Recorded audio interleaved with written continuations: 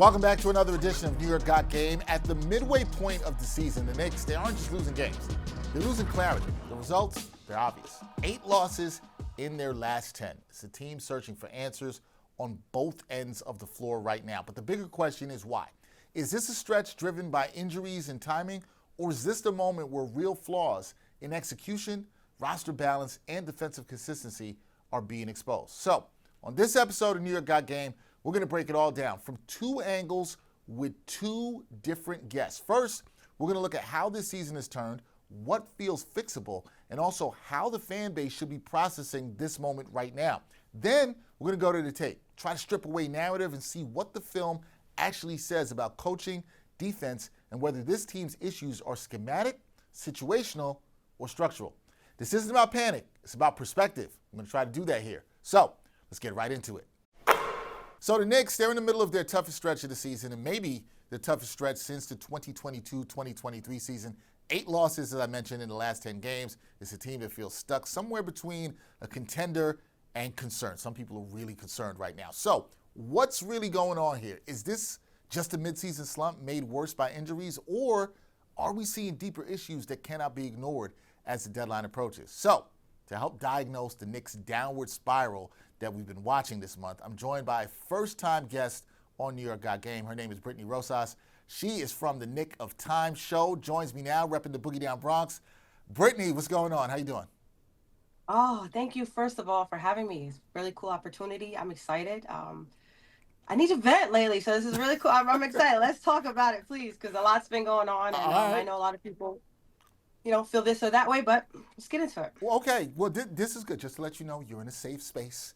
You can vent. You can let it out. We're going to keep the plan. We want to keep it real here. We're not lying to the people. We're going to keep it real. We're going to have a good conversation about it. So let's start with this, because when you step back from the individual losses we've seen this month, what do you think this recent losing streak that we've seen, or stretch, I should say, 8 out of 10, what do you think that tells us about who the Knicks are right now as a team? And then also part 2 for me on that is, as a fan, how have you been feeling about what you've seen from this team since the calendar turned to 2026? This stretch has told me lately, we're still a good team. We're not a complete team. This slump has not been a collapse for me. That's why I'm not, as a fan, too panicked yet. However, it's been a reality check, and the reality is right now we do not have an identity. When we replace guys like Randall and Dante and Ihart to bring in a guy like Karl-Anthony Towns, the identity became more soft, because that's what the angle is when it comes to Karl-Anthony Towns. And when you have a guy like that who is one of the main focuses to your team, it's easy to give that narrative and put into it when you go through stretches like this. Like, you see your main guy, he's soft, he can't do this, he can't do that. And when you have other guys who replace the Dantes and Iharts in Mikal and OG, who are they're not very vocal. And then you have JB, who's a silent assassin. He's not a guy who talks too much. He doesn't say too much. If he is going to do it, he's going to do it on the court. So we don't have anybody who's very vocal, not only off the court, but on the court, who's going to put it in, aside from JB, to tell us that we're not soft. We're actually mentally cool. And it seems like every time this team goes through tough times, we struggle. And that is hard for people to take us seriously during this time. So as a fan, that's what I'm a little bit frustrated, because I take this team very seriously. When we put this team together, I thought this was a contender. We've been fans for a long time. Whether we like the Melo and we like those teams, if you're being completely honest, were not contending teams. This team, actually, from top to bottom, you start to see we have a big man, we have defenders, we have a superstar. What can possibly go wrong? And right now in January, everything has gone wrong. So it's hard to see how the beginning, where we came in and have such high hopes, to have that go. And I think it mainly just starts with the mentality. I just think it's still a good team, but something's missing. So, Brittany, everything has gone wrong. It's gone wrong so quickly. It was all good just a month ago. It was really all good just a month ago. And now I feel what you're saying from a lot of the fan base. Yes, the fan base takes it seriously, but they're very frustrated with where this team is right now. And we'll get into more into CAD and softness and all this other stuff. And I think there's an affinity for the fan base for the team that we saw 2 years ago, the 2023-2024 team, right? That team played with a lot of grit, a lot of toughness. I think that's something as New Yorkers we understand around basketball, and it just doesn't feel like that right now. So at this point, Brittany, what you've seen since the calendar turned to 2026, does this feel more like a temporary slump tied to circumstances, or are we seeing signs of a deeper structural problem here with the Knicks? It's a temporary slump to me. Um, I think if we it's hard outside from a couple teams. Everybody has gone through their slumps this season, whether it be for a week or so, whether it be a full month, and we did hit that. But as you guys remember, when we started off the season, we did go through something, and when we went through something, we bounced back. So I'm actually looking for that moment again. If we bounce back, if we do not, that's when the concerns will be a little bit higher for me. Right now, it's hard for me to say because yes, our backs are against the wall, but content matters. We dealt with some injuries. We dealt with major injuries on that. We're not just losing the end of the bench guys. We're using key pieces in our rotation and bench players, and then we're losing superstars. We had Towns out for a few games. We had Jalen Brunson out for a few games. We had the heart of our team and literally Josh Hart out, Miles McBride and Shamit, who are key factors to our rotation. So it's not that too worrisome yet because it has been a very long time since we played with a full roster. So content does matter. So I try not to get too in depth because injuries. Injuries is a major thing. And I know there are some teams, shout out to the Denver Nuggets, by the way, for figuring out despite having, Jamal Murray some games and Nikola Jokic. But that's a contender. That's a team who's recently has won. That's a team with a multiple time MVP. And we do not have that luxury just yet. So if we want to do get to that position, we do have to figure it out. And I'm looking for us to do that. And I'm not going to count this out just yet. However, if February does come and we're still in this position, losing more games than winning, I will hit the red button and I will begin to panic. But I'm not going to panic just yet because another thing, a part of the content that matters is we're actually playing some good teams, some hot teams. I know the records might not show for some of them, but the Suns were coming in hot. Sacramento was coming in hot. Even though we got the win against the Clippers, they were coming in hot. And then on top of that, the other teams that we played at the top of the standings in their conferences. So not only are we playing good teams while injured and down, we are also dealing with a new coach who's trying to figure out lineups. I don't know if a lot of guys been paying attention. We haven't had a starting lineup that has been the lineup like we had the luxury over the last few years with Tom Thibodeau. We knew who was coming out and playing those games, whether they were going to be. We knew who was going to be coming off the bench. It's kind of hard. There's some times where we start Diawara, we start Miles McBride, we start Clarkson even. We had the double big lineup at some point, and that's kind of hard to have a team get into a groove when the rotation isn't set amongst injuries. And then on top of that, we're playing some teams that are ready to win or trying to win just as much as we are. So I think it's a great point you mentioned there, right? Context matters in all of this, and sometimes that gets lost. I'm glad to hear you're not pushing the panic button yet. I'm glad to hear that because if you look on social media, sometimes some people have already pushed the panic button. I know you've seen that. You mentioned Jalen Brunson earlier, though, Brittany, right? He's missed the last 3 games basically after rolling his ankle against the Kings. So 3 games, Knicks haven't had him. They've lost 3 in a row. How much of the offensive stagnation that we've seen, because we just saw on Saturday only 99 points against the Suns, how much of that is tied to the Knicks, how heavily they rely on Jalen Brunson to create everything late in games, and then when they don't have him, offense just doesn't look the same? Well, first, I want to tell my boy JB if you're coming. Can you get those Kobe's that they go up to the knees? Like we gotta switch those sneakers, man. The ankle injuries are frustrating. Or get those braces that Curry wears. We got to get something going with that because the ankle injury is frustrating. However, Jalen Brunson is the New York Knicks, so anytime he goes down, it's impossible to ignore. Um, he might have his his issue defensively, but like you said, we've been struggling offensively. And if you check the last few games, that's why I'm not panicking yet. We've been in them. We've played tough. We've showed some effort, which has been a problem throughout the years for us, throughout the beginning of the things too. We're always like, it's cool, we lose all that, but we're not showing effort. We've shown effort these games, but we don't have a closer. And I think that was the biggest reason for last night's loss, of course. There was nobody to close the game out. When we were looking down the stretch, we were looking at Clarkson, we were looking for Miles. And cool if they would have hit the shots, it would have been amazing, but they're not guaranteed.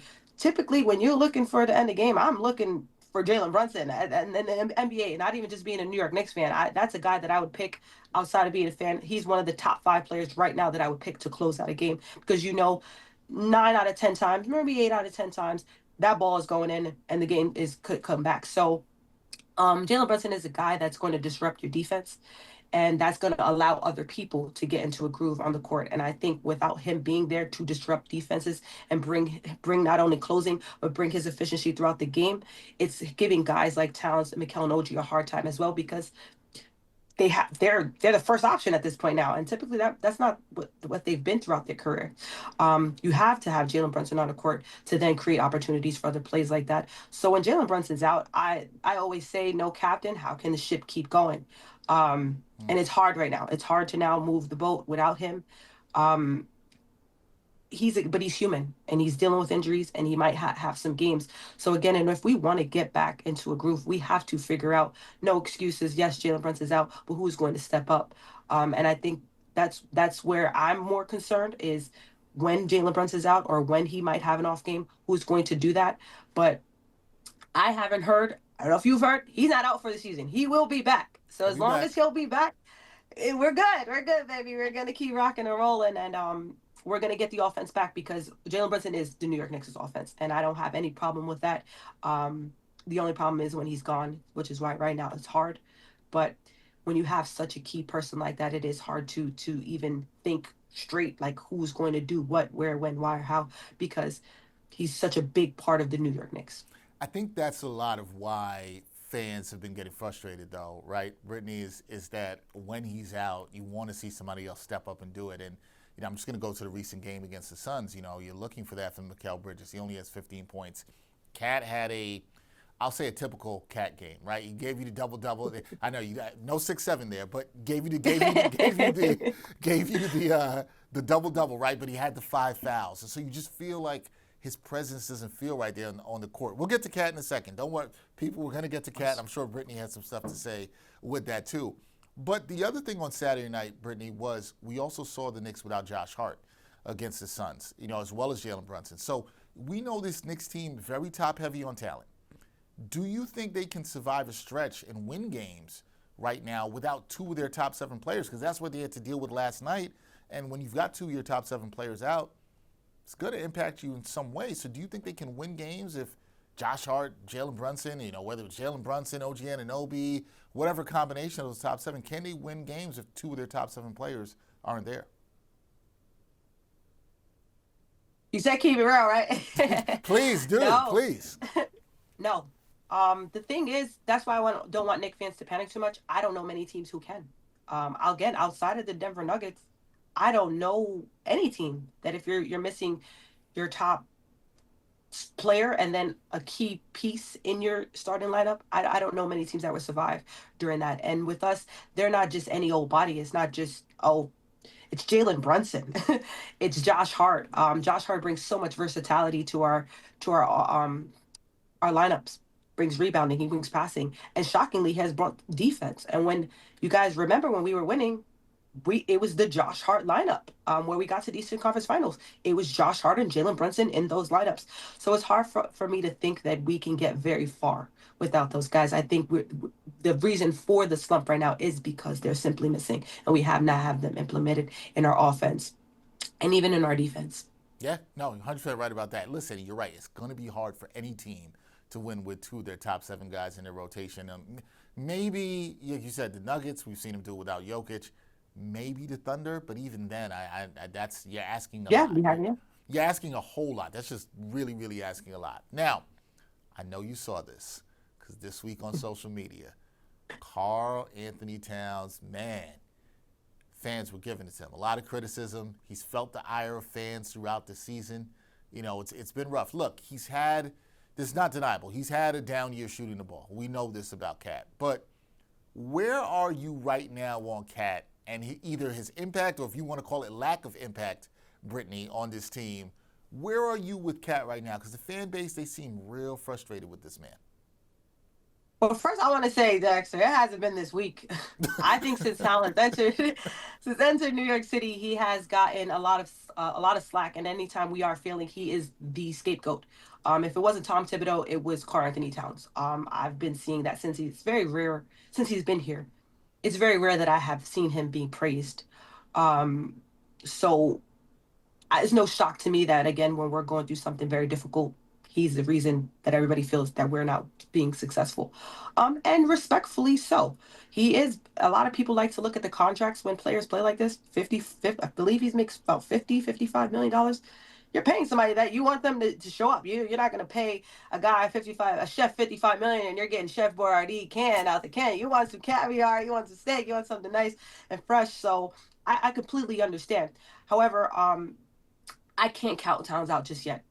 Karl-Anthony Towns is who he is simply because of who he is and how he's played. He's still somebody who can rebound, who can pass very well. And even though he's shooting, he does spaces the court for you. I don't know many guys that if you shipped Carl out, you can replace him. And when we mention some names, and we'll get into some of those names, yeah, those names are nice, but they're still not Karl-Anthony Towns. And it's hard for me to just count him out just yet because there has been many times where he has shut us up.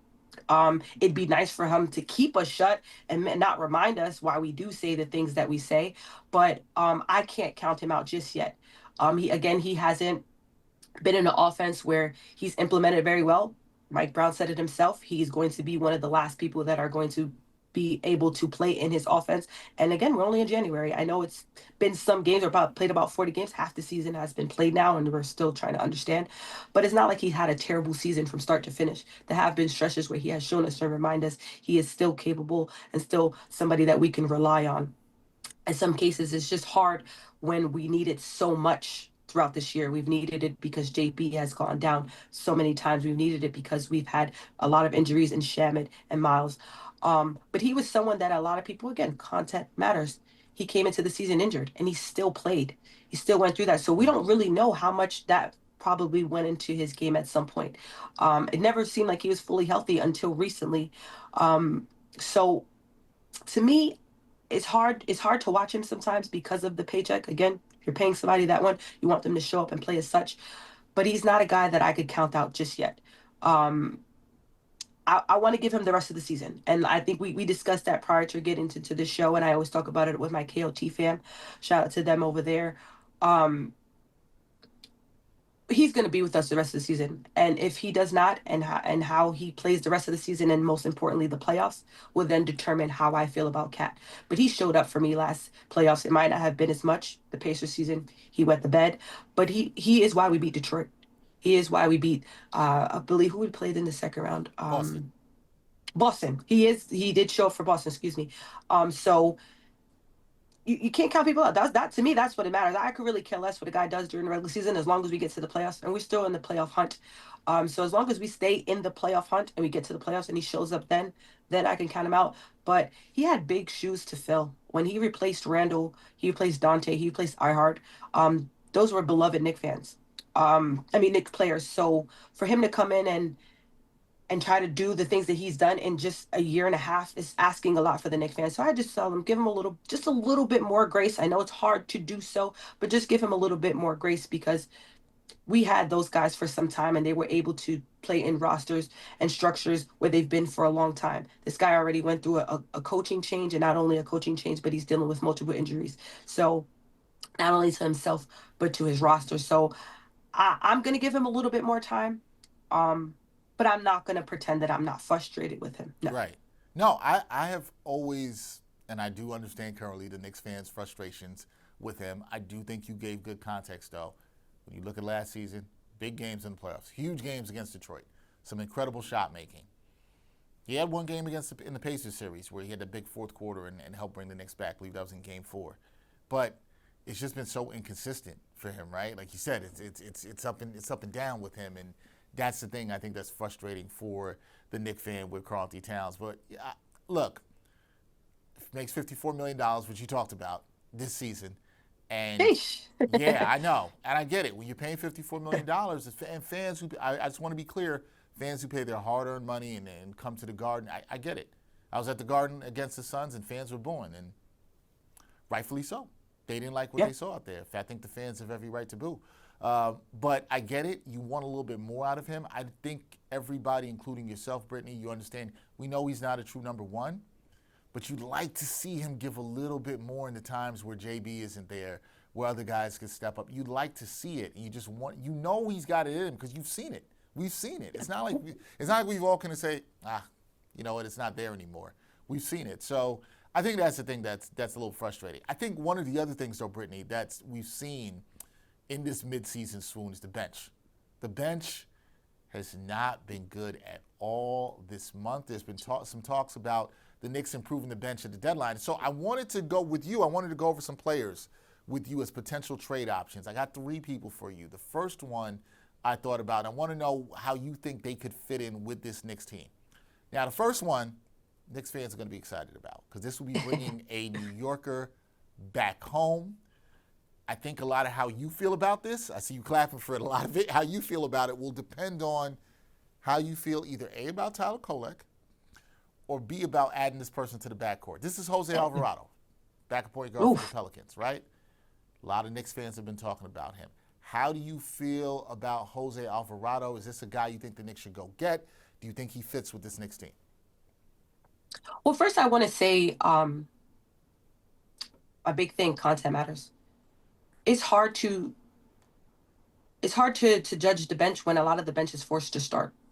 A lot of these guys had to be put into the starting lineup. So when you're now taking Miles and Clarkson into the starting lineup at some point, where is your scoring going to come off the bench? Mitch Robinson, Yabusele, who has been struggling, Shamet, who's coming back from an injury. That's kind of hard to ask for somebody when we need that. And then again, like I stated earlier, we've seen so many different lineups this year. So who is our bench? When most of the times, most of them are starting. So I do, again, want to have people understand that until we have a fully healthy roster, that's something that's going to be always up and down for us right now. The bench, who is the bench? We don't know. At some point, we felt like Josh Hart should have been coming off the bench, but then he got implemented back into the starting lineup. Then we have Mitch Robinson sometimes we did see the double bake at some point. We have a rookie starting in Diawara who should be, getting some minutes at some point instead of starting. So I do want to say that we're going to see struggles when there hasn't been a clear rotation. So that I did want to start there. But a guy like Jose would definitely clarify that for somebody like me. Not only is he a vet, but he's a defensive presence. There's been a time, one of the lineups that do work is when Jalen Brunson is on the court with who? Miles McBride. I think that would be the same situation with the Jose Alvarado, which is why if we did have to get rid of Tyler Kolek, it wouldn't be personal. I love the kid. I think he has a lot of heart. I think he has a lot of potential. But as a hungry, desperate Knicks fan, I'm not worried about the future. I'm worried about right now. And it's been very rare that we had an opportunity like we have right now to win a championship. It hasn't. I know we like to be fans at the end of the day and say, we're going to win a championship. We have a team. But how many times has that been actually realistic in the last 10, 15 years? I think only the last 2 or 3 years it's been realistic. And this is the most time we can actually say it and be serious about it with the injuries to Tatum and Tyrese Halliburton. And it's crazy because the Celtics are still playing well, but yeah, we can still get in there and call me crazy, but I don't think a healthy roster, anybody in the East could beat us in 7 games. I don't see it. But it's hard to see that when you got guys coming in where Tyler at some point went crazy, and then right now he's then back to playing a little bit, you know. I don't think you would get that from Jose. Jose knows his role and he plays it well, which is why he still has a job today in the NBA. And most importantly, the reason why Jose would be a perfect fit for us because he would give us an identity. This is someone who's known to be tough, rugged, a defensive guy. And that's something that I stated earlier, which is why we're in a slump right now. We don't have an identity. So it'd be nice to bring someone in who knows who they are. And of course, I think that he would bring the energy in Madison Square Garden because, again, he's like you stated, he's from the city. And I don't know how many people who wouldn't want to put a jersey on from the hometown that they're from and represent their city. And not only represent it, but actually contend for a title. And I think a guy like that would bring something very, very desperate that we need. And not only in just his defense and his versatility, but most importantly, his identity. Yeah, Jose Alvarado could be a really good fit. I know a lot of Knicks fans would like to see him, would be an interesting fit. There's some concerns. He's a smaller guard. Knicks already have a couple with Deuce, with Brunson, only 6 foot. But good point of attack defender, can be a pest. You could see a lot of energy that he could bring there. Okay, so that's a guy you'd be interested in. I'm going to ask you about another person from the Pelicans as a trade candidate. Saddiq Bey also played at Villanova. Got a couple of Knicks from Nova on the roster. Do you think Saddiq Bey is a good fit for this Knicks roster? First of all, did you see Saddiq Bey versus us? Hey, he had a nice little he had a nice little interview versus us recently. So that definitely build me up more to want to play like him, especially if we could swap him out for. I don't know too much about how the contract works. Shout out to my guy Fritz at KOT because he always helps me with that.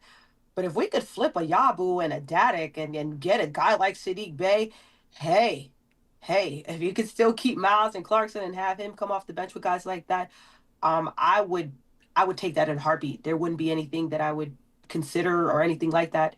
I would give Tyler Kolek for him. I would give Yabusele. I would give Dadik for him because not only does he bring defense, he brings the three ball, something that we're struggling with tremendously. So I like the Jose for the defensive purposes. I like CD Bay for the defensive purposes. And on top of that, they're doing things that we need right now. He is another guy that when you play him, he's rugged, he's tough. He's not a guy who shies away from any controversy or anything like that. He's been a solid person everywhere he's been throughout his stint in the NBA. And I like his three ball. Again, we shoot a lot of three balls. So to have a guy come in, and if we could get him at a crazy value, I wouldn't hesitate to pull the trigger.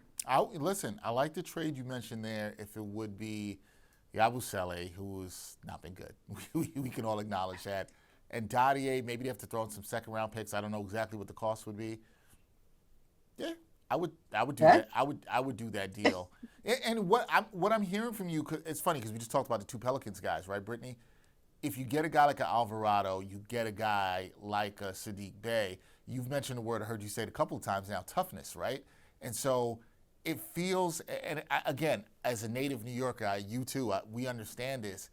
Fans like players that bring that edge, that energy, and maybe it feels like a little bit, this team is missing a little bit of that could be used off the bench. Those are two guys that could bring it. Now I'm going to bring up last person I'm going to bring up to you is another native New Yorker. So it's a little bit of a theme here. This was presented to me by my guest last week, Mensa Smith from Knicks Film School. He brought this up. I did not think about this, so I want to give Mensa the credit. Justin Champagnie, who played at my alma mater, University of Pittsburgh, he's a wing with the Wizards. I think he's a pretty interesting fit. Might not cost the Knicks a lot. Would you want to add him to this Knicks squad? It's crazy because that's actually who I think with because Sadiq Bey, I think I'm throwing a little bit of a lob there where if we could get him for Yabu and I don't know if they would kind of get that because I don't see the need for the Pelicans for needing those guys right now. But I think that would work for a Wizards team. And we could get a guy who's like, I would say like a little bit of a lesser version of Sadiq Bey. He's not as great as Sadiq Bey, but he does the things that Sadiq Bey does. Most importantly, he shoots the three ball. He plays defense well. I'm not going to pretend that I know too much about his mentalness, but he's a guy that I just often see when I do see him and his brother. Shout out to them. They're shooting the ball well and they're playing defense, and that's something that we're struggling with. So he's a guy that I would definitely consider because I don't think that they would be asking much for him. And to flip a guy who's not doing much for us now to get a guy who could come in and immediately impact the team, I wouldn't hesitate to do that. All right, Justin Champagnie. Okay, so 3 for 3. I gave you three players. You would go for them. Hey, if we get all three, Dexter, I don't know. If they could pull that off, Brittany, that would be that'd be a whole revamping of the bench that I wouldn't have seen coming. That'd be a whole. Hey, I think if they get two pieces, can they get a backup guard? Again, this all depends how they feel about Kolek, and you definitely brought it up. Kolek had a good stretch. He has not been good in about the last 2.5, 3 weeks. He's maybe had one really good game in that. So we'll see how they feel about that. I think that's where they want to upgrade, and can they get somebody that can play the role they thought they would get out of Yabusele, which has not. It just hasn't worked out. We can call it what it is. It hasn't worked out for the Knicks. All right, a couple more things for you. If we just look strictly internally, Brittany, so no trades, what's the single biggest adjustment that you believe could stabilize this team right now with everything they've been going through, this midseason swoon? What's the single biggest adjustment internally that could help this team right now? Well, first, I wish life was a little bit like 2K where I could turn the injury sliders off. Because that'd be my main thing. I'd love for everybody to just be simply healthy. But without trades, realistic speaking, honestly, I would say it would have to be a voice. We can't have guys who pick and choose when they decide to say anything. Again, I'm a huge Mikal Bridges fan, as many know.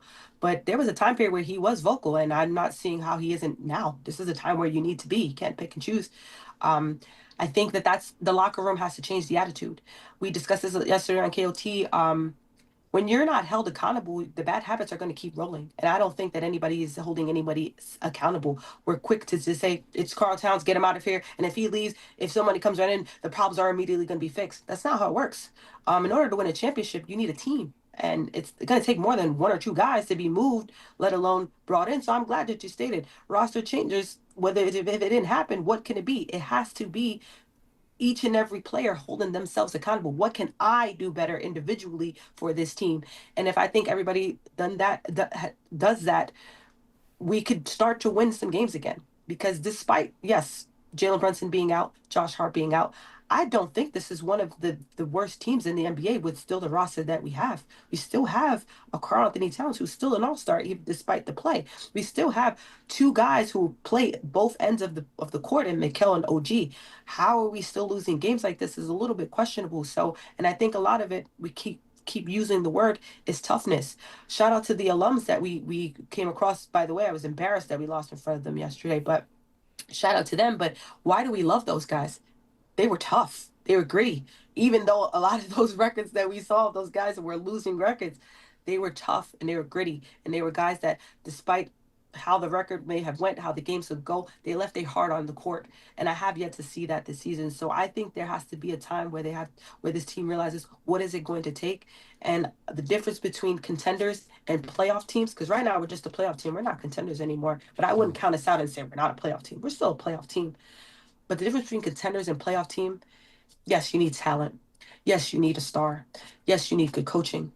But you need to have the will to win.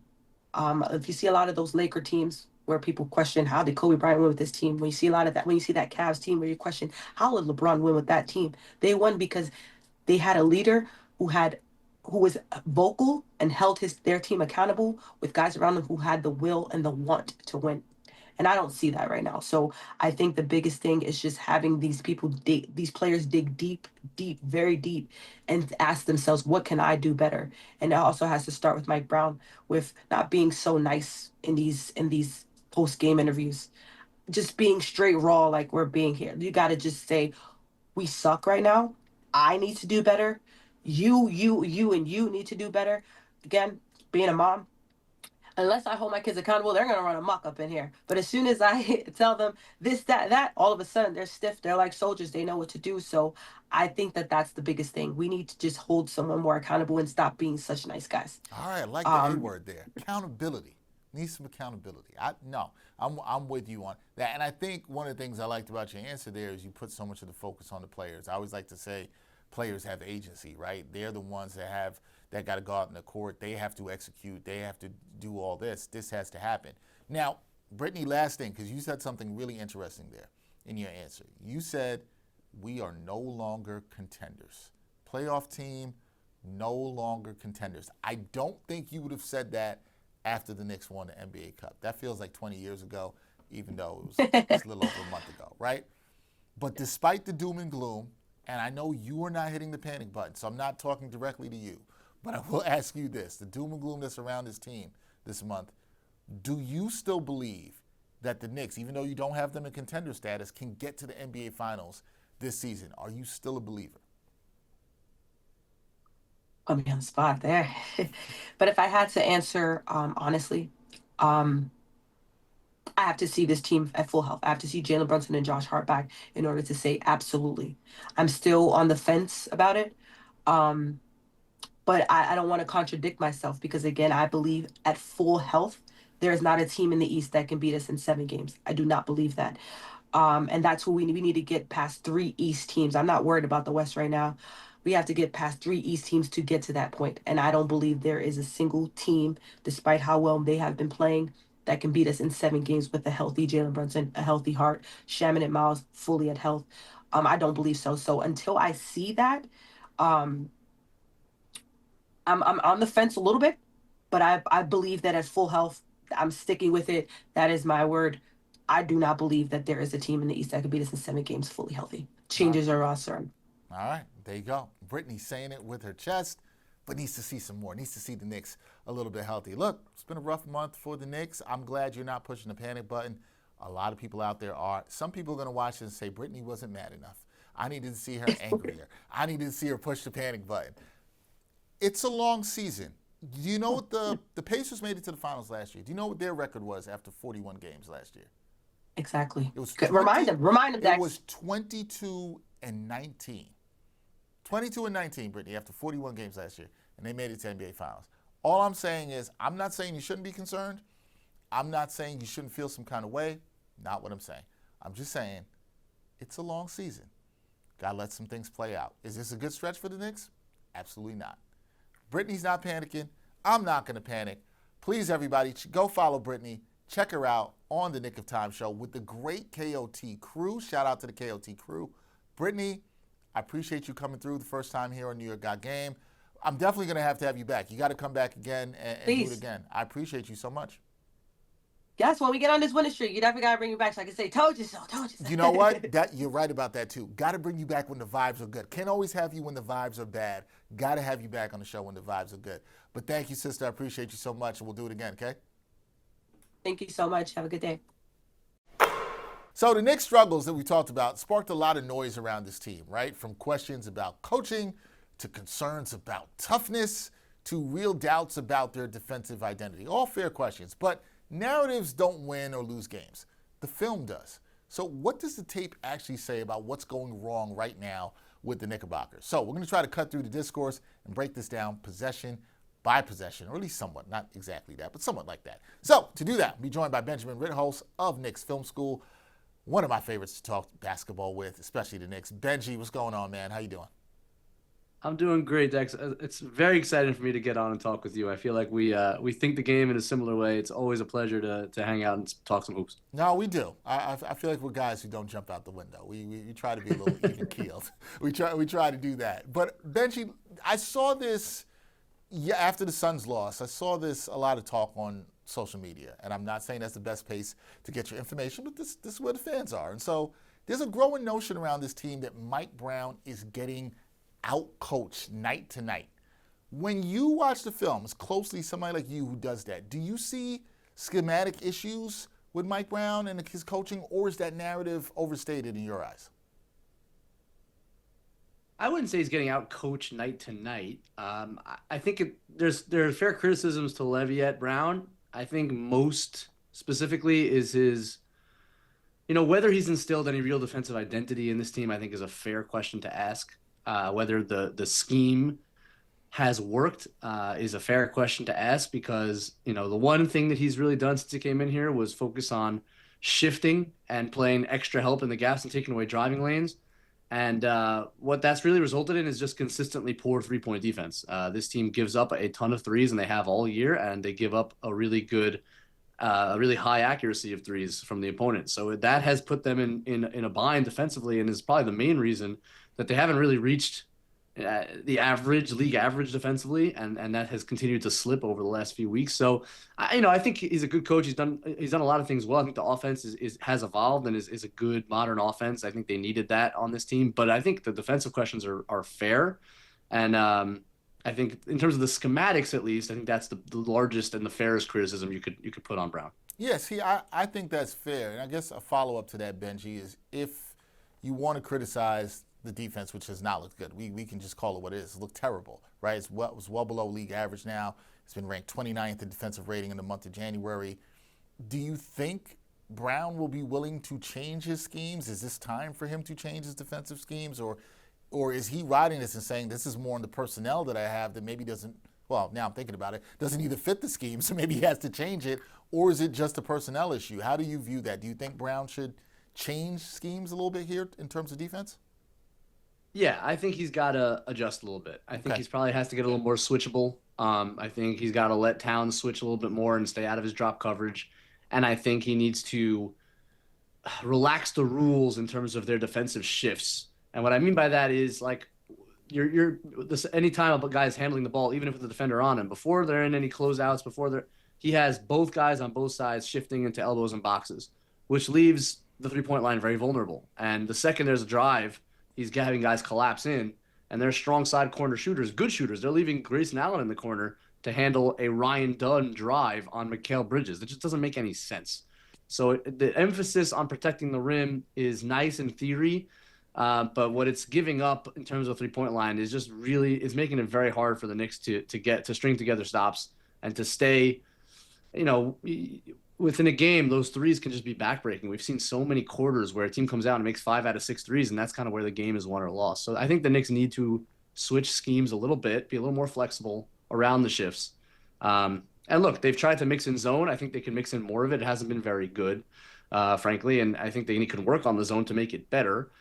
But, a combination of all of those things to tweak things a little bit would go a long way. Yeah, it would go a long way, and that's a great point you mentioned about the threes being the backbreaker. We saw that on Saturday night against the Suns. The Knicks had a 16-0 run in the third quarter, but then what got the Suns back in it to take the lead before the end of the third? 3-pointers. They gave up a bunch of threes in a row, and you saw that three-point defense was not good at all. So another narrative around this team, and I'm sure you've seen this too, Benji, across social media, is that this Knicks team is soft. So what, if anything, that you've seen shows up on film that could actually feed into that perception? And do you believe the Knicks are a soft team? That's it's an aggressive word, soft. I agree. I don't think they're a soft team. And I always go back to not so long ago when the Knicks defeated the Heat. And I think the best coach of the modern era, probably, and Eric Spoelstra, got up in a post-game conference and said, this team just has an incredible will to win. He went on for about 3 minutes about how this Knicks team, you just have to put them away, or they're coming back and they're relentlessly always trying to win.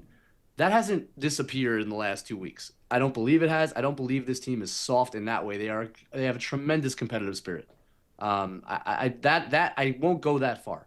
I think when fans are talking about that, and where I think there's a little bit of a fair critique of the team's kind of ethos, is they're not a very physical team. And when I say that, I mean at the point of attack defensively, they're not physical at all. And increasingly in this league, we're seeing teams that they basically unleash 2 or 3 perimeter dogs on defense that'll just hound you up the court. The Knicks just don't have that. I mean, Deuce McBride's the closest thing they have. And Bridges and Anunoby, as talented defensively as they are, that's not really the type of defense they play. They're more passing lane kind of thieves, and they can disrupt things that way. But in terms of aggressive, physical, on-ball defense, McBride's the closest thing they have, and they don't really have much after that. I think that's one thing that's a fair critique. The second thing is, I don't want to focus on one player, but I think it's fair to criticize Mikal Bridges for frankly just never initiating contact, especially on offense. And this is a player who, I don't want to talk about everything they gave up for him, but he'll go literal 10-game stretches of shooting 0 to 2 or 3 free throws. And for a guy who's 6'8" with the arms that he has, it's just inexcusable that he never gets to the line. He's just not a guy who's willing right now to go up to the rim strong and force contact. And the Knicks, especially when Jalen Brunson sits, they need someone to get into the paint and make plays out of there. And Bridges just isn't willing. I think he's able. I just don't think he's really willing stylistically at this point in his career, for whatever reason, to mix it up down there. And I do think that's a fair criticism. Yeah, and I think both the things you mentioned, I think the Bridges point is a problem. I've been critical of it since last year. I thought he was doing a bit better job in the beginning of the season. Yeah, he was, right, Benji?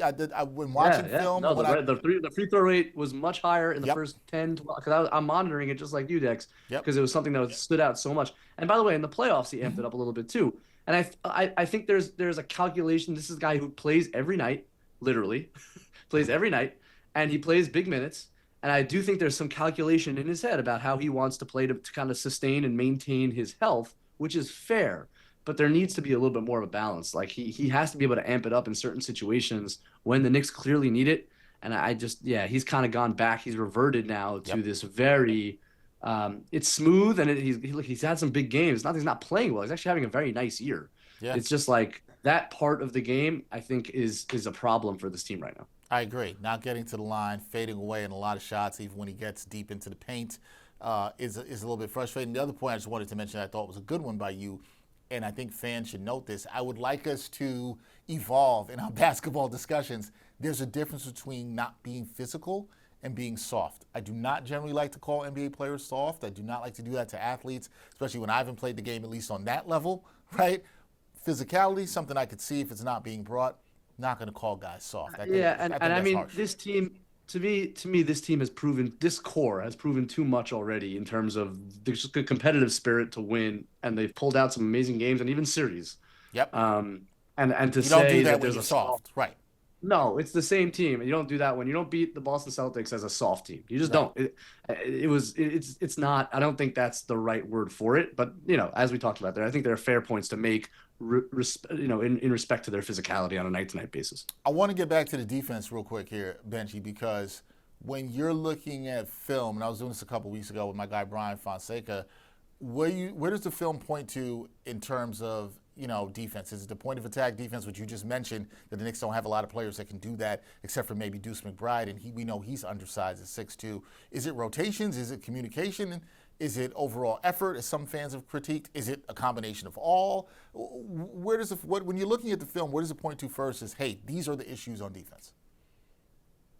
I mean, it is definitely a combination of all those things, and it always is, right? But if I'll point to a couple of things. One is, I still don't feel like the Knicks know what they're doing on every screen and roll defensively, and I don't think they're communicating properly, and it's especially true when Karl-Anthony Towns is involved in the action.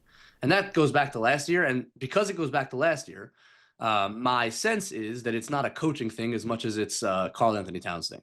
So I actually think Cat's had a pretty good year defensively in some ways. He's done some really good things. Obviously, the defensive rebounding is spectacular and should not be underrated. Like, it's an important part of defense to get the board.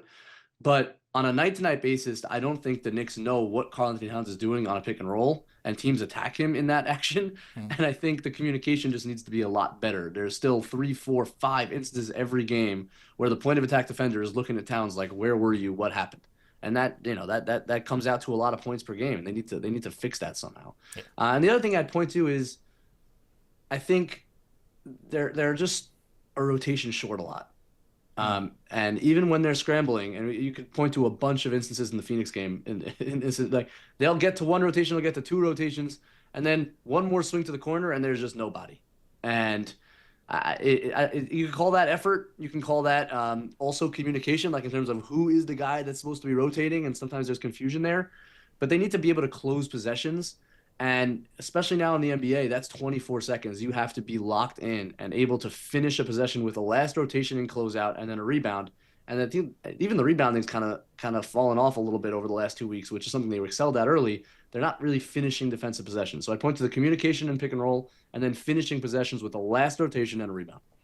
Knicks have to clean that up. Got to get better. We talked about the defense. Not good this month here in January. Now, Benji, I know you like to talk about this too. I know you guys talk about it in Knicks Film School. I talk about the same.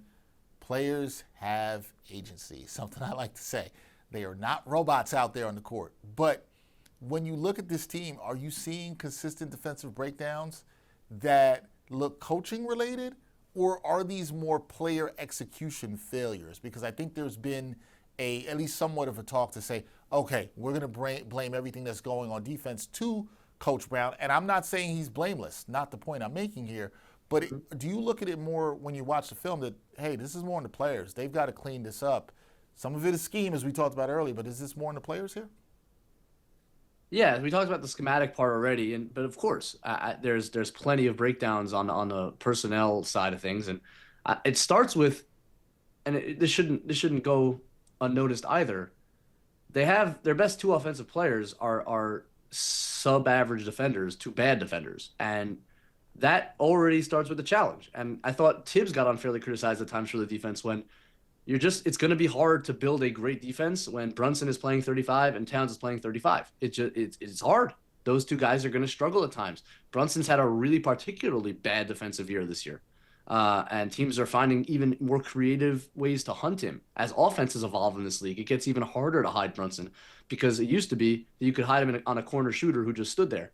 Teams don't just hide a corner shooter anymore and just keep him there. They're screening actions. They're moving side to side. They're crisscrossing. Like, offenses have evolved to the point where it is hard to hide a bad defender. And I think Brunson's really struggled to navigate all those actions this season. So it does start just with, like, you have some personnel issues that no coach could just fix. Now, we talked about what Brown could maybe do a little bit better to switch up some schemes, to take away some 3-pointers. I think that stuff is true. And then I don't think Bridges and Anunoby have been consistently great defensively over this stretch. I thought Anunoby started the year exceptionally well. They're obviously asking so much of these two guys to cover up a lot of the weak points we just discussed, and it's not an easy job, but they need OG to be all of that. And there have been some times recently where he hasn't gotten back on defense. We've talked about, a lot of people have talked about Towns complaining about getting back on and not getting back. OG's had several instances over the last few games where he hasn't gotten back on D after complaining about a call. He's got to be a defense-first guy for this team. He has to embrace that role and be there every single night. In the Pistons game, Cade Cunningham took it to him one-on-one. No screens, no switches. You can't have that. Like, OG needs to be that guy on the defensive end who can take away a best player on the floor. So schematic issues we talked about, personnel issues we talked about, and then even your defenders who are not personnel issues, they need to be better on a night-to-night basis and embrace being the defensive stoppers they can be. Everybody's got to be better for the Knicks to get to where they want to be defensively. Last thing for me here, Benji, I'm going to base this purely on the film. Not narrative. We're stripping that away, just purely on the film. Does this look like a team that can be fixed internally or one that needs outside help to change its trajectory right now? I think they're gonna. I think they're gonna be fine. Like, I know this stretch has been like particularly horrifying for fans. Yeah. Fairly, this is not something we've dealt with. And look, when the coaching change was made, Dex, the eye of the front office was not on the regular season. Like, the idea was we're investing in a bit more of an open coach. James Dolan just said in an interview, a bit more collaborative coach who will take the regular season a little bit less like life and death and try to experiment a little bit and plan for the playoffs. And some of this is just the cost of that change, and the fan base has to kind of recognize this was built into this change. Like, Tibbs, for all the criticism he got, was going to squeeze every win out of a roster in the regular season. And the choice the front office actually made was we don't want to do that anymore. And so we're experimenting a little bit. And we're resting guys who might have played under Tibbs when they have a tweaked ankle. And we're playing younger guys minutes who aren't always successful just to see what they have and see if they can be a piece later on. Like, these are all things that are going to cost you some regular season wins. And we've definitely seen some of that. And they're going to play less minutes. The best players are going to play less minutes, which also impacts winning. And this is all part of a larger plan. Now, it can't all fall apart. I think the Brown-Cat relationship, there's clearly something going on there. That needs to be fixed. Like, that's a real thing. That needs to be fixed. But if they can iron that part out, I have a lot of confidence in this infrastructure and this team. They have a lot of talent. I like the way the offense has played all year long. I still think there's places to grow there, but it's a good or an excellent, not just a good, an excellent offense. You got to get healthy. Brunson's got to come back. I think this team, just as built right now, is still a top 3 team in the East and can go to the finals. I believe that strongly, even with this stretch. Can they add a piece at the deadline that can help? Absolutely. Yabusele's been a big disappointment. If you can somehow replace his minutes with somebody who can give you some positive bench play, sure. But even if they don't, I think this team is going to come out of this. I have a lot of confidence. Hopefully it doesn't take until the All-Star break to get some rest and refresh. I think they can get going here. The schedule is going to lighten up a little bit. I still have a lot of confidence in this team. I do too, Benji. Sky's not falling. Teams go through bad stretches. It happens. It's a long season. It's a long season. Are there critiques like we've done here in this conversation? Sure, there are. But it's a long season. We'll see how the Knicks do through the rest of the season. Like you said, hopefully they get out of this funk sooner rather than later. That is Benjamin Ritholz. Check him out. Knicks Film School does a fantastic job breaking down film. Always bringing some good perspective and nuance. Benji, I appreciate you, man. Thanks for joining me here in New York Got Game. Thank you, Dex. Thanks for having me. Let's do it again after a 10-2 run. What do you say? Yeah, see, this is what I was saying with my last guest, Brittany, as well, too. Got to make sure I get you back when things are good. We got to talk when things are going well, not just when it's 2-8. We got to do it through that time. I got you. Next time, I'll get you when the vibes are good. I got you, my friend. Thank you. Always a pleasure. Looking forward to it, man. Well, we know it's been a rough month for the Knicks, but now a new week starts, and they get things really quickly going on Monday, when they will host the Mavericks at the Garden on MLK Day. Then they've got the Nets at the Garden on Wednesday, then traveling down I-95 to battle the Sixers on Saturday. So feels like it should be a pretty big week for the Knicks. Look, you don't want to make too much of a week or any games or must-wins or anything of that nature. It's January. Like I said, it's a long season. But the Knicks do need to get right. They do need to get healthy. I'm with the agreement of my two guests today that said They think they will turn things around. I think they will. There's no reason to jump out the window. I think this is a time where sometimes we have to pump the brakes. It's a time easily to place blame and, run to words like, hey, the coach is getting out-coached here and different stuff. Do things need to change? Yes. Do we hope the change comes and comes soon? Yes, too. But definitely don't have to jump out the window. This is a talented team. There's a good team in there. I understand the vibes were good a month ago, coming off the NBA Cup. But this team didn't just forget overnight how to become a good team. Now, things are long seasons. Have I seen teams collapse before? Yeah. Mets fans who watch the show, you know what it was like in 2025. Things started good and then it wasn't, right? We've seen that happen before too. But I think this team is a basketball team to fight the togetherness we saw during and before that NBA Cup run. That's still there. And I don't think that's going away anytime soon. The key with the Knicks, I think, is always going to be, will they be healthy? Will they be playing their best basketball come the spring? That is the key. That's when this team is going to be judged. That's when Mike Brown is going to be judged. And then we'll also see what kind of changes they make over the next couple of weeks as we approach the trade deadline. But there's a lot to talk about, and there's a lot to question, whether it's players like Karl-Anthony Towns, like Mikal Bridges, talking about the coaching. I understand why all the questions are there. We'll continue to talk about it here on New York Got Game. But I do think it's fair to have the conversations where we can look at things with context, try to put things in perspective a bit before we all hit that panic button. No need to do that just yet. Special thanks to my guests, Brittany Rosas of the Nick of Time Show, Benji Ritholz of Knicks Film School. Appreciate both of them for hopping on. We will have more coming your way this week. We'll have another episode later in this week following the Knicks. I will be at the next couple of games at the Garden. Those should be fun. We should have some reaction after the Sixers game on Saturday. So big week in terms of Knicks content. Please stay tuned to us here at New York Got Game. Hit that like button, hit that subscribe button on the New York Post Sports YouTube channel. Appreciate everybody involved working with the show. Producer Erica Block, editor Eddie Guerrero, production assistants Tommy Cohen, Jessica Thiessen, and the crew. Appreciate everybody for working on the show. That's going to do it for this edition of New York Got Game. We'll catch you next time. Enjoy the Knicks. And thanks for watching New York Got Game. Boom shakalaka.